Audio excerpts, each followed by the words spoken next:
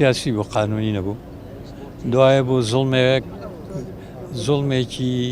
بە ناوی دادگایەوە کرا لەو خوێنەوار و گەنج و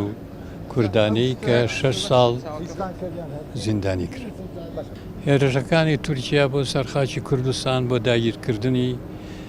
بەشێکی کوردستانە بۆ تێکدانی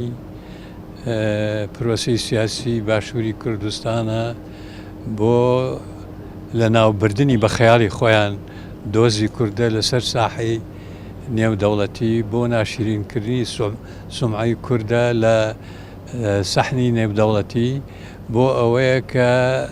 ئەو گرنگی و ئیحتیمامی بە قەزەی کووردە درێ بە دۆزی کووردە درێ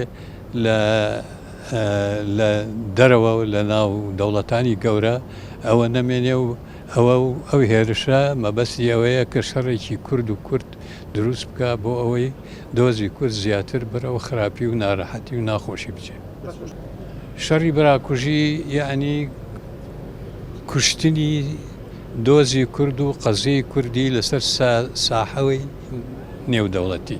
هەر لایەنێک هەوڵ بڵا تاریخ محاسەبەیەکە.